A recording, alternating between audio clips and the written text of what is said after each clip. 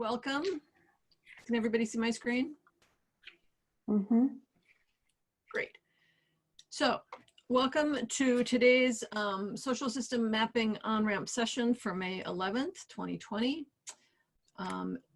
So this is the second or the first actual Monday thing that we do every month, which is on the second Monday of every month, we do an on-ramp, which is essentially an introductory level session to introduce people to social system mapping. And we always have a map to share so that people can see what we're talking about when we're talking about social system mapping.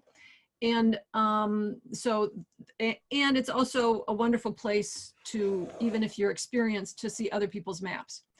So today we're going to share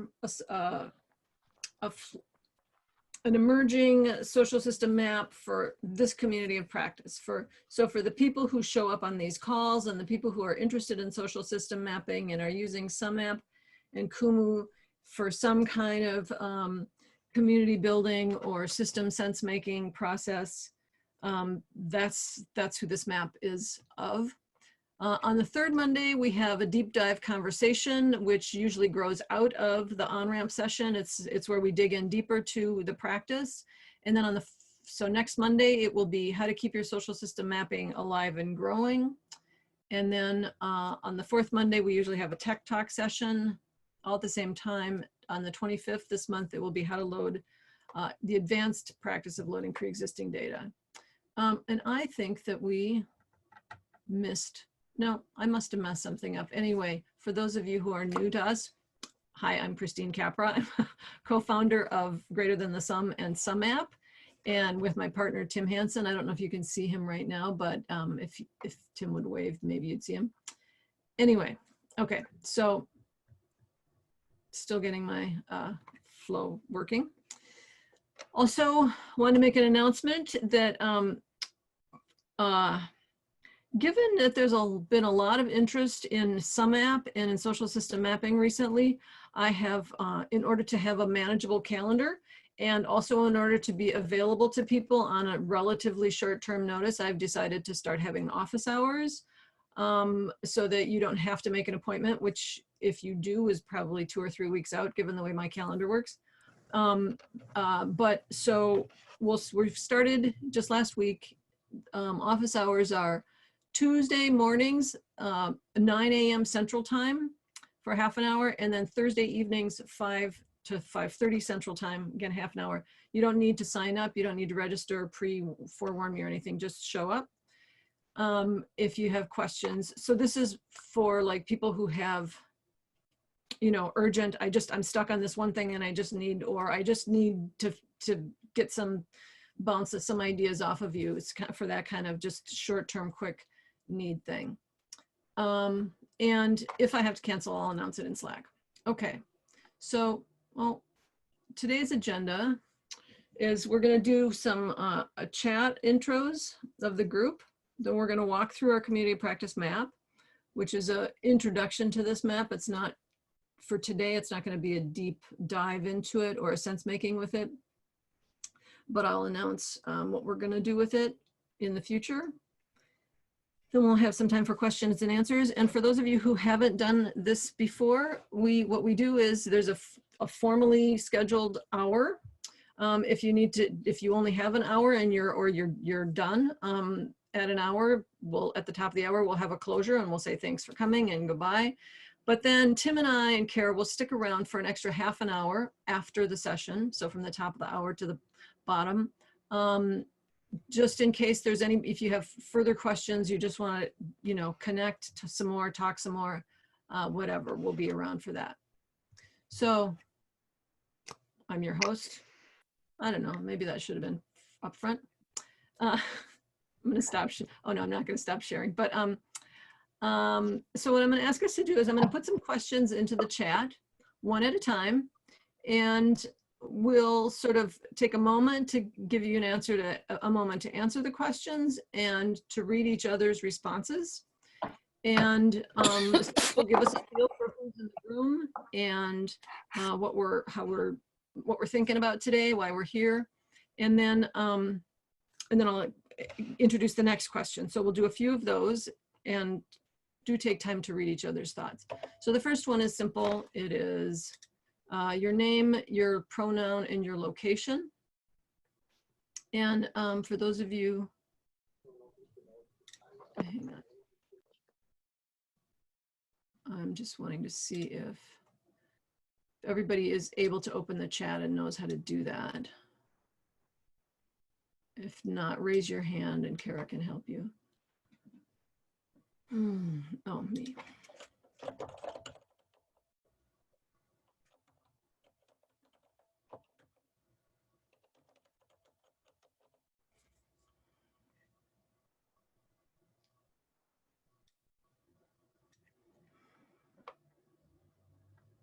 So it's always fun to see where in the world people are hailing from. It's great. Okay. Next one is why you showed up here today. And I just want to say, you don't have to overthink this. It's not it doesn't have to be super intellectual. It's just a quick check-in.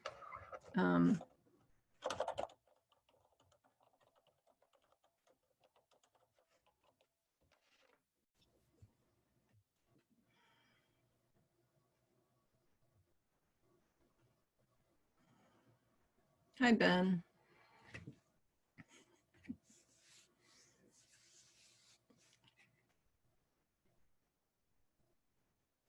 Cool. Okay, next one. Finish the sentence. Oh, let me.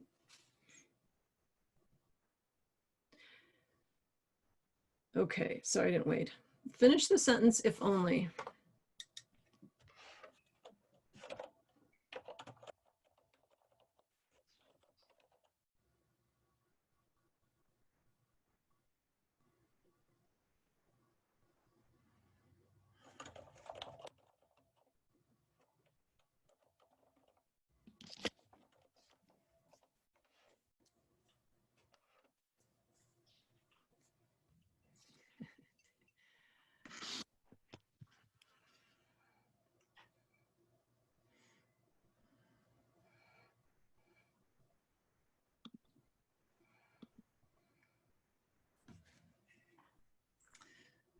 So I can see some of these are things that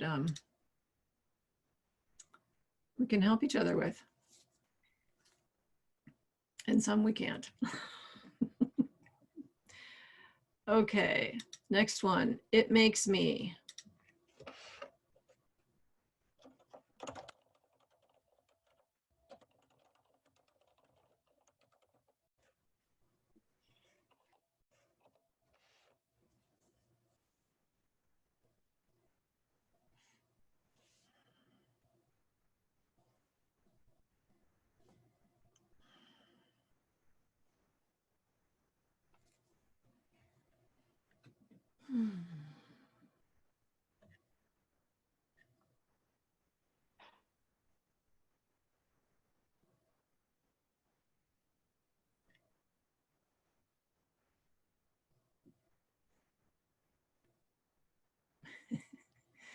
Okay, last one.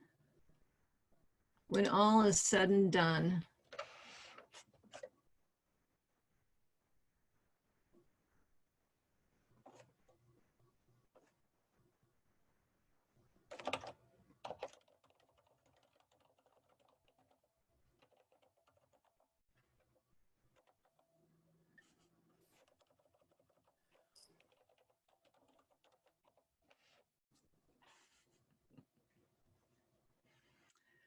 Okay, so now just, I'm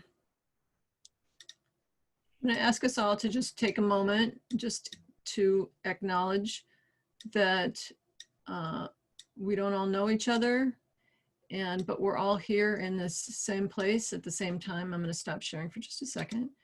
And just to acknowledge the field of who's here in the room, let's all unmute ourselves, unless of course you're on the phone with somebody else. And as soon as we're all unmuted, we'll just have a collective welcome, greeting, verbal hug of whatever makes sense when I say go. So let's unmute yourselves all.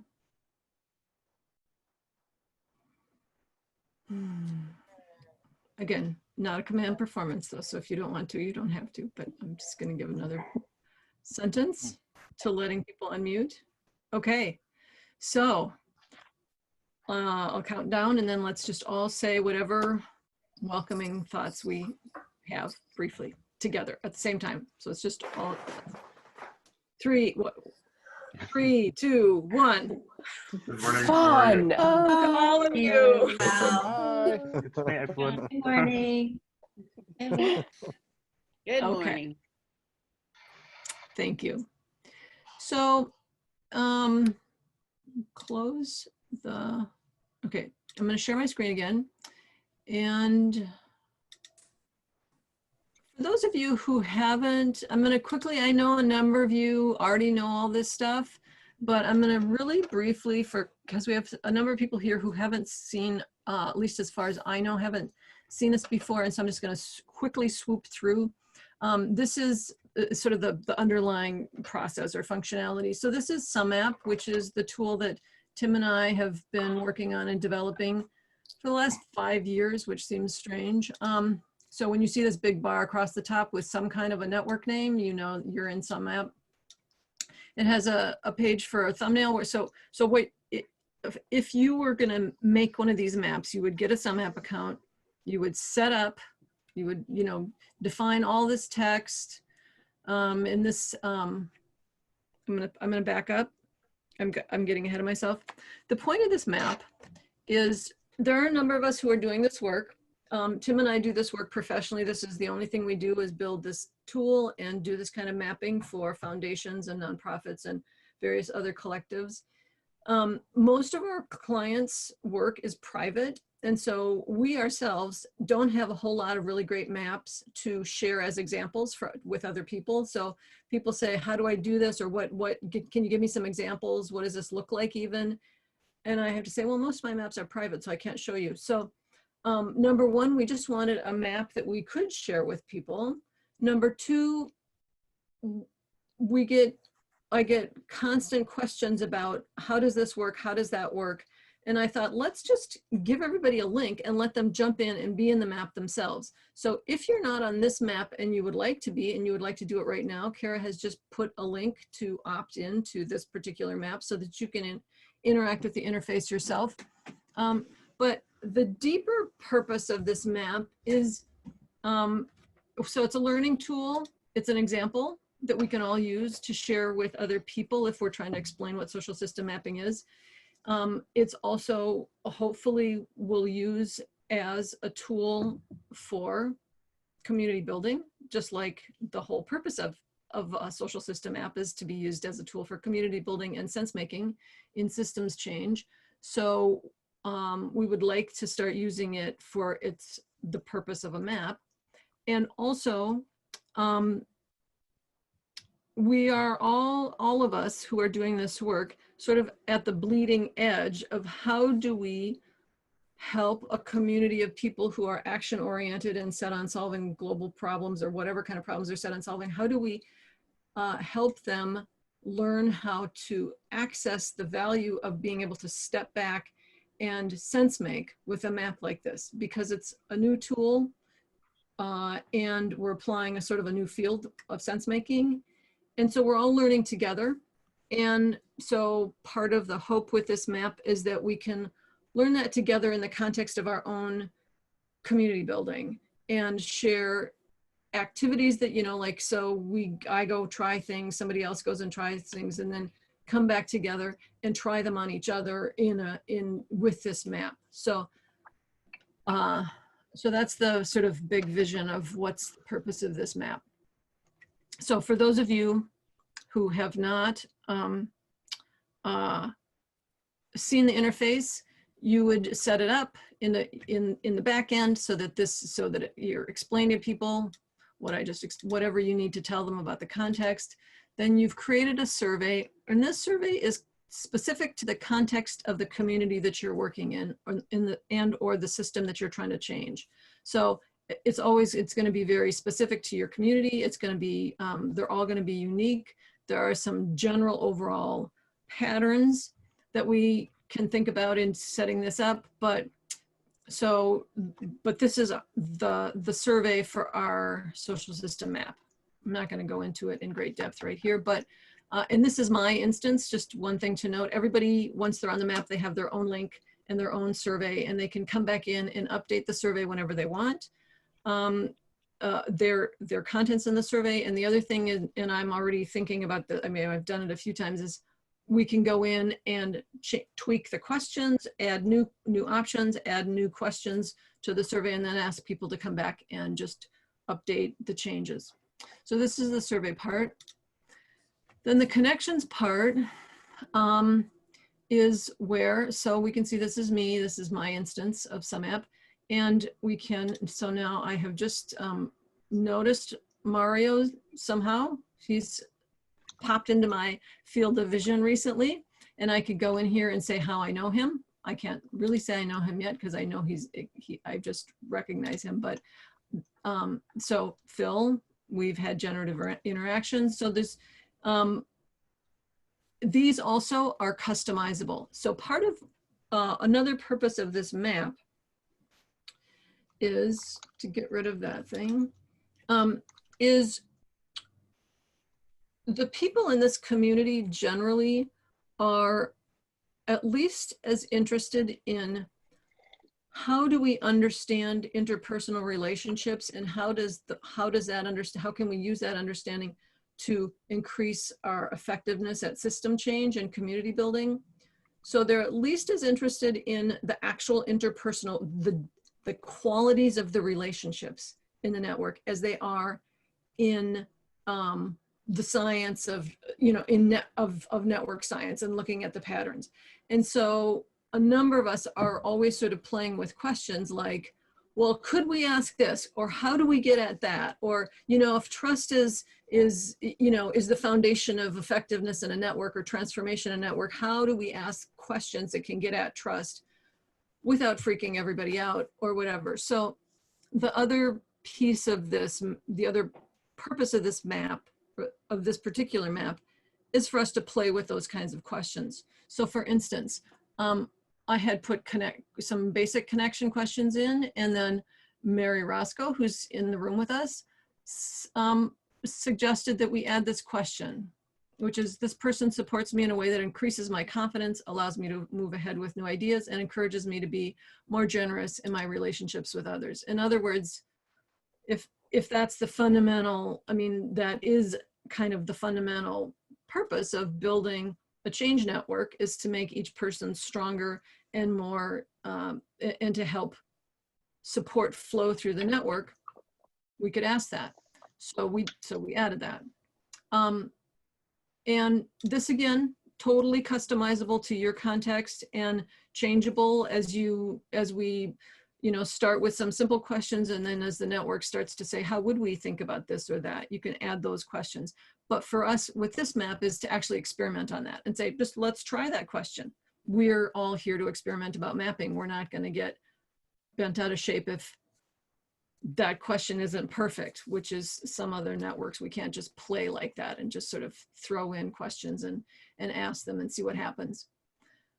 Okay, so once you have set up your thing in sumApp and you've got some data coming in, you can, and I'm not going to show you how to do this, but you take a link from sumApp and you plug it into Kumu, and Kumu, oops, sorry, I was in there.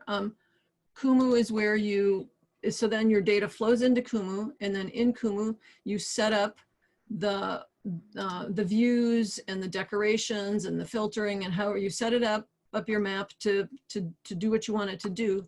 And then you take the embed link from Kumu and you can put it back into, sorry everyone, I was just, oh my God, okay. See if this works. I just had to reboot right before everyone logged on, so I'm kind of a little more scattered than usual. Okay, so we've taken the link from sumApp sumApp gathers the data. We've taken the link from that, plugged it into Kumu. We've now done what we want to do with the data. We're visualizing it in Kumu, and then we take an embed link from Kumu and plug it back into sumApp, and turn on the map page so that as your people are going through their profile and their connections, they can then just go right to the map. They don't have to go to a different place to see the map. And if your map is private in Kumu, this is a way of making it so you don't have to make everybody log in. Okay, sorry, most of you already knew a lot of that.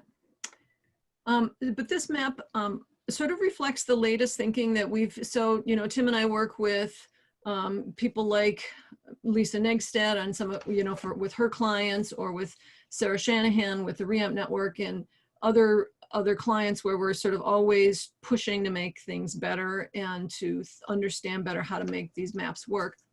And so this one sort of reflects also our latest thinking on what works. So we used to put a lot of tips into the side panel. Now we put them into just little buttons. And for people who are wondering how that is, just make a document, take a picture of it, make a picture of a button, and then you plug those into the side panel text. So it's pretty simple, but it's not like an active button. So people say, where's the button feature? It's like, no, we've cobbled that together. So one of the things that we've really realized is that when we start out with a map that's full of lines and different sizes of lines and different colors of people, you know, like there's lots of nodes that are different colors and different sizes, and there's this big spaghetti pile. Most people, now some geeky people like me and some of you probably go, oh, cool, and start selecting things and digging in and going, oh, how does this, oh, that's really cool. But most normal people, I've seen this over and over for the last 5 years, their brains sort of, their eyes gloss over, their brains shut down. They kind of go, oh my God, scary. I can't, it's too complicated. I can't parse this. And even if you then start teaching them how, there's that sort of fear brain has already kicked in, and it's a struggle for them to follow what's going on. So one thing we realized, we did a map with Christina Bowen, who sort of approaches maps very differently, and she did this thing, and I was like, I hate that. And then I thought about it for 5 minutes, and I thought, no, I love that. That was brilliant. So what it was to just start with a directory view. So this doesn't have any relationships. It's very simple. It's not as complex as my gut needs, but it's just all the people, no differences in sizes. If they've loaded their picture, that's great. If they haven't, that's great. But other than that, you just see all the people here, and we use this like a directory. So it might be, in some contexts, it might be what are you interested in? Or in this instance, it's interested relative to mapping, but it could be what are the issues you're working on? Whatever the dimensions are that are gonna help that network. Say, I want to find somebody who's working rurally, or I want to find somebody who's doing this or that, whatever the this or that's are. We filter on just a couple of those in the directory. We leave everybody the same size. And this gives people the opportunity to just learn that, okay, I can click on somebody, and if I click on them, oh, I can see all of their survey information. Well, that's cool.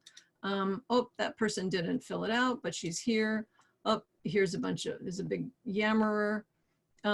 We can also, if we select somebody, well, we can just learn how to select and unselect, then we can learn how to filter, like who's in this community is just mildly curious about social system mapping. Okay, David Baker is not super deep in anything. These people want to be able to bring social system mapping to their clients, but they don't necessarily want to have to do the project. So we can start to select and find who might, if I'm looking for whatever specific kind of person.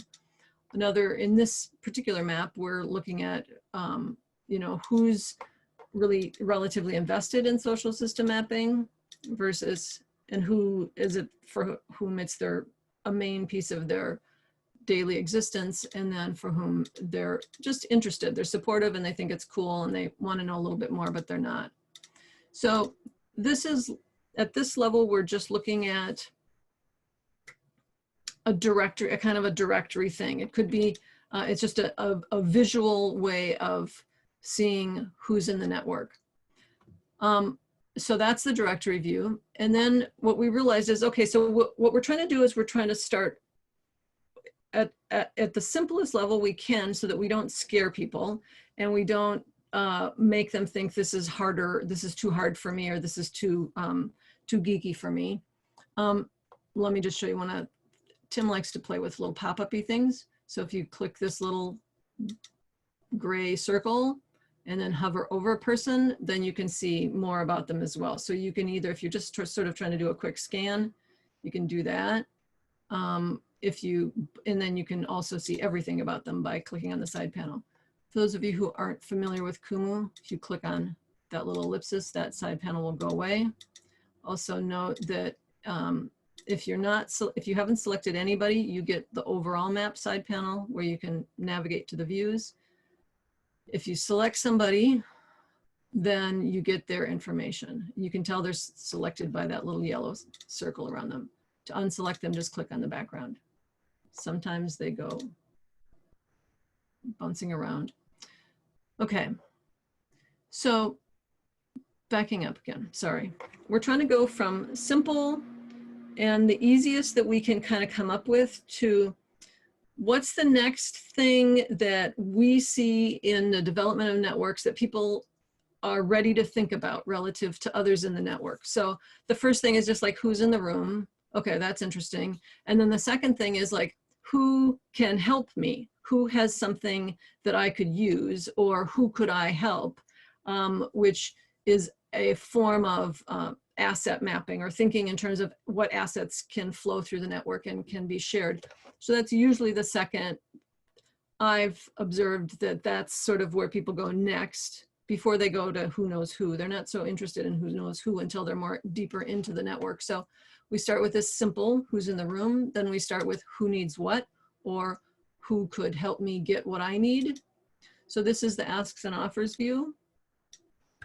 And the asks and offers, so we asked in the survey, who has a skill set in this, who knows how to do each of these. So each of these sort of teal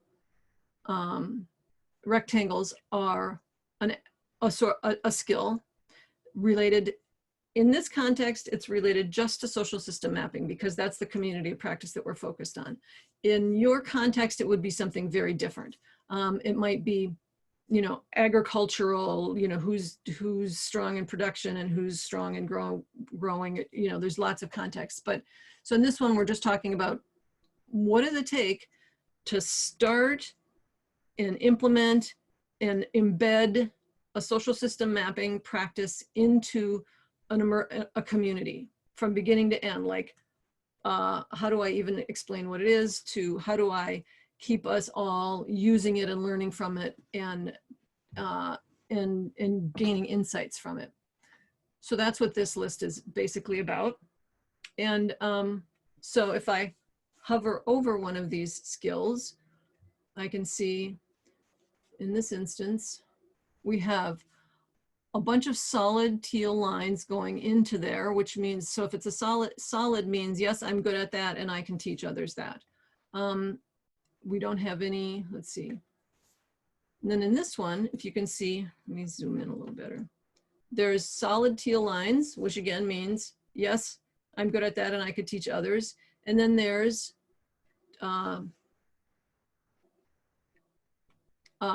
dotted gray lines, broken gray lines. And that means I'm not so great at that and I could use some help. So I need help with this skill set is dotted gray lines, and I can offer help with this skill set is the solid lines. So this is, in our context, those are the skills that we've sort of identified as relevant, and they range from, they cover the 3 hats we talk about in social system mapping: the visionary hat, which is the person who helps get a map into a community and envision what's possible with a map. So that's a visionary role. And then there's a technical role, which is the person who does the actual set up sumApp, get stuff into Kumu, do the views and the decorations in Kumu, etc. And then there's the sense maker hat, which is the person who helps the people in the network learn how to use the map and learn how to sense make with the map. So both navigating it and learning how to actually use it in an ongoing way to inform their community building or transformation practice. And so there's both doing those things and being able to help others think about doing those things. So those are what those skills are basically about. And so again, in a lot of contexts with many networks, what seems to me is, and what other people that practice this with me would agree probably, is that for 80% of your network, that's all they're ever going to care about. They're going to care about the directory and the offers and asks. And if we can make it so that those two views, the things that they're going to care about, are accessible to them, so they can they can start to learn how to click through the views in sumApp and how to, or in the map, and how to find what they're looking for in just those two views, we're happy, because I mean, that's the piece they need. And if they can learn how to use that, then some people will want to go to the next level, especially your network staff or people who are trying to convene the network or trying to deal with the network structure in some way. They will go to this next view, which is the involvement view. And this is where we can see the relationships, and we can start to see the structure of the network. And we can see, for instance, in this network, I'm in the middle of it. Well, that's not surprising. I'm going to take me out, so we can start to look at, okay, now if we remove me from that structure, we can still see that Jim has been a big connector in this network, and Sarah is well known in this network. But so we can start to look at, and Ben Roberts has become a bigger player in this network in the last several months. So we can start to look at who are influencers, and we can also start to look at just the relationships. I'm going to reset it and put myself back. Oops, not what I meant to do. Put myself back on there. And then for those of you who are new to this, what we're the reason so we see that we can, like, these are thick lines. And so we know that both Barbara has said she's collaborating with Andrew, with Drew, and Drew has said he's collaborating with Barbara. That's the strongest kind of relationship that we have in the ranking area. Down here, so this is more, I am acquainted with Matthew, but I have not had significant interaction with him and have not collaborated. So you can see the thicknesses tell us that, and then you can also filter, like, I just want to see the collaborators, the people who have collaborated with each other. And now I can see the structure of the deep interaction of the network, and then the generative interaction of the network, and then the acquaintance interaction of the network. So I can play with all of those. Some of the experiments that we've been working on in this in this map are these questions about that question that I asked, is this person supports me, let's see, with, so if I, first of all, these little dots, when you see in any of Tim's maps, when you see these little dots, they usually, it'll tell you what it will do in that little pop-up. Says it's coloring all connections where there's a response to the contributes meaningfully question. So I'm going to do it with this one.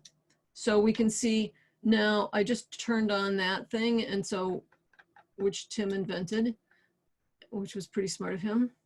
So now where I have, this is, if I've just put me, hang on a second, I'm going to put me in the middle. Okay, we see where there are yellow, the lines are yellow. That means I said something about how supportive how supported I feel by them, or they said something about how supported they feel by me. So this person says, this person supports me in a way that increases my confidence, etc., somewhat. If I can also filter and just say, I want to see the ones where there's a lot of support. And we can see that, like, for instance, Mary Roscoe and I feel very supported by one another. And Tim and I feel very supported by one another. Some people feel very supported by me, but I don't necessarily haven't put that I feel super supported by them. This is not a problem. Often people will think, oh, what if, for instance, Maya says she feels a lot supported by me and I only said I feel a little supported by her. Well, that starts to tell you something about, if you look at this, at the patterns of this can start to tell you something about my role in the network. In this particular context, my role is to be supportive of other people, and only some people, it's not their role to be supportive of me unless they want to help build the field. And it's relevant for us to think about who is supporting the support people, what are the people's roles in the networks, and those differentials can start to tell us that. So that's part of what we're learning from that, from asking those questions, is how do we think about that? How do we talk about that? How do we be informed by those kinds of differences and leverage them or try to shift them? This view also has the filters that we had in the first view. So part of what we're trying to do here is create a language so that, you know, what people see in this, you know, if that the same things show up in the same place, in the same color, so that the visual dimensions, whether it's size or color or placement, we start to count on them to mean the same thing in every context that they occur in. Okay, that's the involvement view. And then we have the in the weeds view, which is, just enables us to add, it starts out with just like a directory, but there's clustering. So you can see, you can cluster by the various questions. You can keep adding clusters. So if you want to get really wonky and really dig, you can throw in all kinds of stuff, and then you can start filtering and see the broader relationships amongst both the dimensions of the system as well as the persons in the system. And then just for the fun of it, throw in the interpersonal relationships in the system. That's not something that most people in the network are going to care about. That's something that some of you and I are weird and wonky enough that we would want to have the capacity to do that kind of digging. So this is a next step down, and we don't tell the network members, you need to think about this at all. It's just like, generally we say, think about this. This is here for you. This is here for you. And if you're curious, you could play with those. But we don't want to imply to people that they need to think at this level, because most of them will tune out and not want to talk to you anymore. And then lastly is the bird's eye view, which I really love, because this is showcases. So for instance, this is not, I haven't yet in my own mind figured that this is super relevant for this particular map, but there are maps where this is context where this is very relevant, especially in change networks where there are very different stakeholder groups, and you want to understand how are these stakeholder groups connected to one another. So when we filter, we're taking off everything that isn't relevant to that filter, or we're removing all the players who did not select that option. So we're narrowing it down, and we're making it easier to look for what we're trying to look for and get rid of the noise of everybody else. But what that doesn't do is it doesn't tell us where those particular people fit in the structure of the network. And showcasing is how we do that. So let's say we're looking at who's invested in, for whom it's mapping, social system mapping is a main component of their work. If we click on that, we can see that it highlights the people who said that, who chose that option, and it grays out everybody else. So you still see the structure of the network. So you can see that, you know, most of the people for whom this is a main piece of their work are actually fairly well connected. They know a few people. They're actually, we can see most of these are, especially in here, are collaborative relationships. So they're working together in some way. And then we have some people sort of on the edges for whom they say this is a core piece of their work, but they're not super connected to these people. So maybe they have, and then Mario out here is also says this is key to his work. He's also, he's got this one relationship. So it may be that if you think in terms of stakeholders, but even just in terms of knowing each other, those people around the edges, our periphery, they may be approaching this whole thing very differently. And they may have some like wonderful insights to share with those of us in the middle. And these of us in the middle are already a little bit becoming a little bit of an echo chamber. We're starting to learn from each other. We're starting to create a shared language. We're starting to sort of have norms, which is great and necessary for building. But we also might really be benefited by getting some more input from some of these peripheral people, and some of these peripheral people might really, if we brought them in closer and collaborated with them, make our whole network have more insight and be stronger, and they might also need support from the people in the middle. So this way, if you look at the structure, in relation to the various dimensions that are relevant for your network, you can start to see, you can start to really think about how to shift relationships in meaningful ways that are useful. This is especially useful for seeing like which stakeholder perspectives are.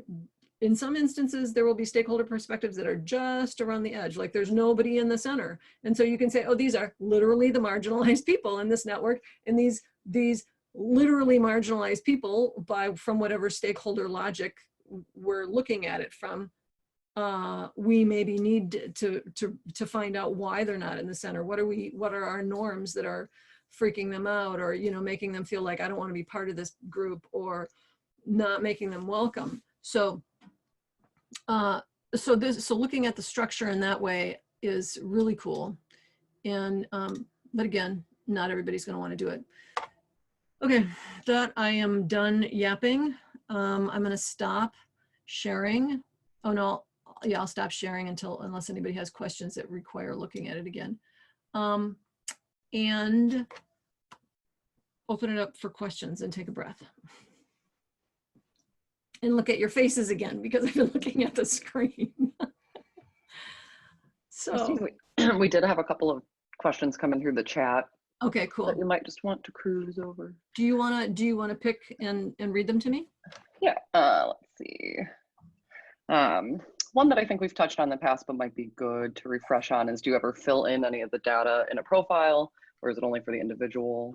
Yeah, you can absolutely fill it in yourself. We have networks where some of the network members don't have access to the technology. And so there will be a staff of the network who will call them up or sit down and meet with them and interview them and fill it out for them. Or if you know the answers, you could do that. There could be some political sensitivities you should be aware of if you're filling in information for other people. But absolutely, every MAP member has their own private link. All you need to do is go into the member list, click on their link, and then, so this again, this is my link up here. And so if you were, you know, if there was some reason I couldn't do this myself, you could go in and answer for me, absolutely. It's easiest to do that with the profile. You could, and we've had situations where this happens, even just go through the member list and say, okay, do you know Eugene? Do you know Phil? Do you know Mario, etc.? And then open it up and answer those questions as well. And do you have any tips for getting people to fill out their information themselves? Some people struggle. Yeah, okay. One of the processes, if you can do this process, I think this works really well, is to just start with a pilot group. So, you know, you and your 5 buddies who will tolerate your learning curve, and make a survey, get your 5 buddies to do it, get their feedback so they can say, hey, that sentence was confusing, or I didn't know what you mean by that. Tweak it a little bit, ask them to do that again, and then have them sort of identify who are the influencers. They might be the influencers themselves, but there might be other influencers in the network and ask them to personally go to the influencers and invite them to be on the map. And once, so, you know, it's, in other words, it's start small, start with as many of the influencers as you can, because once people see, oh, you know, Mr. or Ms. Big is on the map, I want to go show that I'm connected to Ms. Big. That sort of is a sort of status motivator kind of a thing. But also, if the influencers are saying, I think this is really important and this is really cool, you should do it, to other people, they're more likely to do it. So start small, then get your influencers, and then ask for their help to roll it out. So they might send the link to people and say, you know, to their 10 closest people and say, hey, do this. That's one way of approaching it. And another is just, and I've been doing this with this map, just ping people a lot, just bug them, and then just personally say, hey, Lisa, I noticed you didn't do your thing. Would you do your thing, please? And then the last piece of that is, in terms of ongoing, if we don't, and this is, again, the bleeding edge, we have to find ways of using the map in the operations of the network. So like you're planning your annual meeting, pull up the map and say who could do what, or you're trying to decide what, you know, what convenings to do for the next 3 months. Pull up your map and see where are the hotspots, who's interested in what. And just like find ways with the planners and the implementers of the network to actually refer to the map frequently and regularly, and in large gatherings refer to it to say what we've been thinking about, what we're seeing, what we're trying to shift. But just, if we don't use it routinely, people will not be interested. They won't find it interesting and they won't keep it up to date. So that's a practice that we're all, like I said, I think we've spent the last 5 years just getting to the point where A, the technology does what we want it to do. B, we've got a handful of us who actually know how to make these things and have done them. And now we're to the point where, okay, we're maturing enough that we really need to start working on how do we keep these rolling forward in a lively way. But to me, part of what I'm getting at is, then there's an intrinsic motivation for people to participate. If it feels valuable, if they see that it's meaningful, that it's doing something to help change the network, they will intrinsically be more inclined to contribute to it. If it's a one and done thing and we never talk about it again, we never go back to it again, that makes it a bigger, a harder thing to push. If they can't see the value, if they're not seeing that it's making a difference, then you're gonna hound them like I've been doing, because we're just getting started. Other question. And Another, oh, go ahead. go ahead. No, go ahead. One more, and then let's just also see if people want to use their voices. Yes. Yes. So I think one more that kind of ties into this as well, or but thinking on a larger group scale, is how you might use a map like this for mutual aid networks. I'm not sure I know literally what that means. I mean, I get that just Andrea asked, so maybe if Andrea wants to unmute, Yeah. she could. Yeah. Thanks. Sure, thank you. Well, there's a lot of self-organizing going on right now in the context of COVID. Yep. And one of the biggest challenges is, how do we leverage all the interest, the willingness, the power of people being activated to want to support their neighbors, but now we're faced with the sort of building the infrastructure of communication, support, all the things that these kinds of mapping programs could help. And so I'm just wondering if anyone here has been able to apply any of this to those kinds of self-organized mutual aid networks. Yeah, good question. I'm looking at the who's here. There are a couple guys. There's a really big network, a COVID and coronavirus now, out of the Northeast Some Systems Institute. They've been working on a map. None of them are in this room right now, though. And oops, I can tell you who they are, and they're on the map. There's Ryan. No, anyway, I'm going in the wrong direction. COVID is still fresh enough that it's a bit of a scramble for people who are trying to throw this into place really quickly, especially without a big skill set and without a big budget. So there are people who are trying to do that. Kara, I'm going to ask you to, if you have it handy, to put Phil's, Mariah, I'll give you one second. Okay. Phil did a website with a bunch of examples and possible use cases in the context of COVID. And I don't know if Kara has that link handy and can throw it in the chat, but if you can't throw it in the chat, we'll put it in the follow-up email. So it also sort of lays out a whole set of ideas and examples that he came up with relative to COVID. So yes, Mario. I'm not saying I feel like I've answered that question adequately, but let's move to the next one and see if it gets amplified. I'm at the infant stage of building the COVID map. I just started this week, first time I had time. I said it for the last meeting. I said, we'll start one.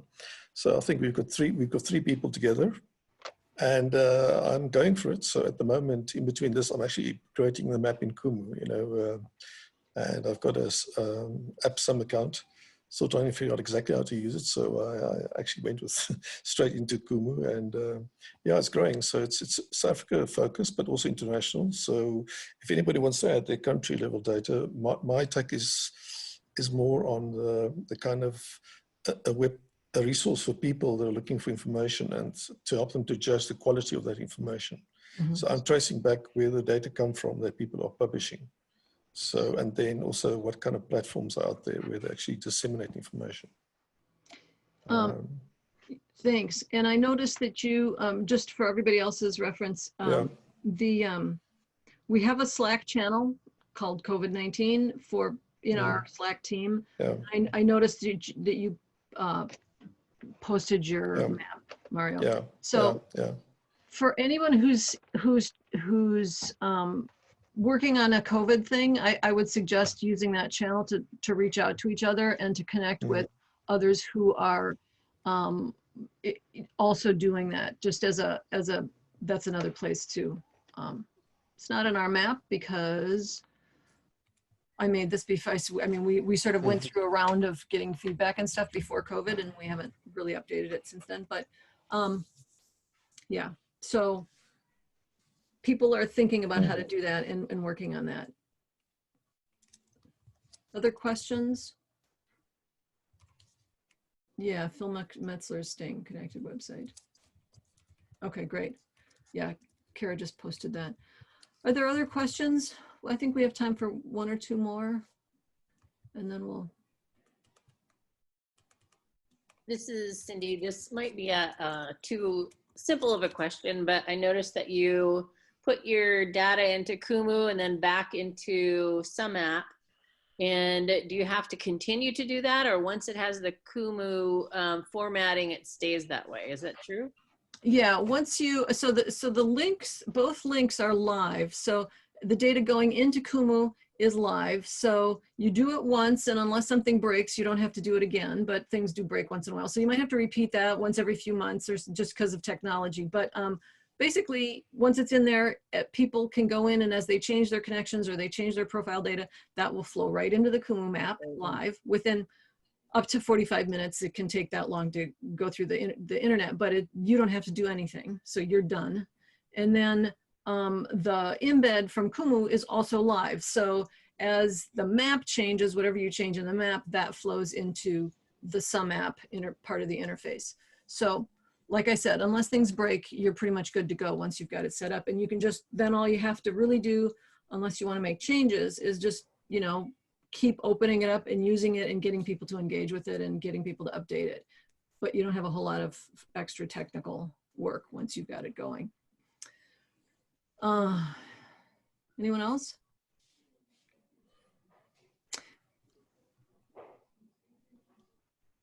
Okay, I'm gonna,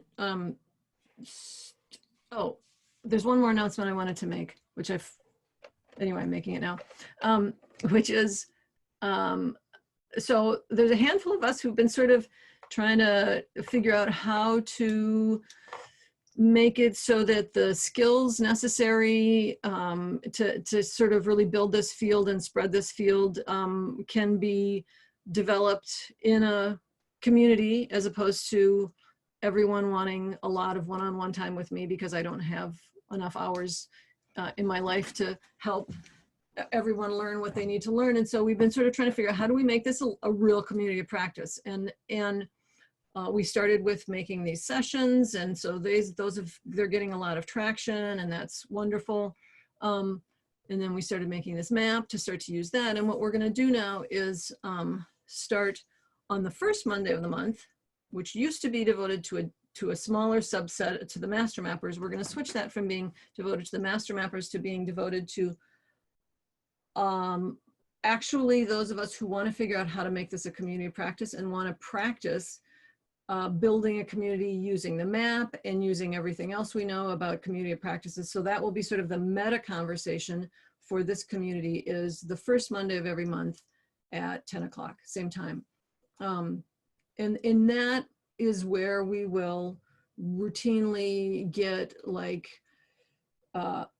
you know, Ben has been doing a lot of sort of experimenting and exploring, and Lisa has done a lot of experimenting and exploring, and just have them come and tell us what they did and how it worked and what they learned, or, you know, and do it using our map as our learning tool. So we will be doing that on the first Monday of every month at 10, and you don't have to register. Just there will be the link to it. I haven't figured out what link we'll use yet. It's probably this one, but we'll just put the link in Slack and probably send out reminders, but just use the link and jump in and join us. You don't have to, you have to register. So that's that. And then let's all, we're gonna have a goodbye now. Those of you who want to stick around and ask questions can do so, but let's all unmute again and just say our closing greeting, just to close out this space, whatever that might be, all at once. Thank you, everyone. Bye. Bye. Bye. Good day, everyone. Thanks so much for coming. Great. Thank you. Cool. Bye-bye.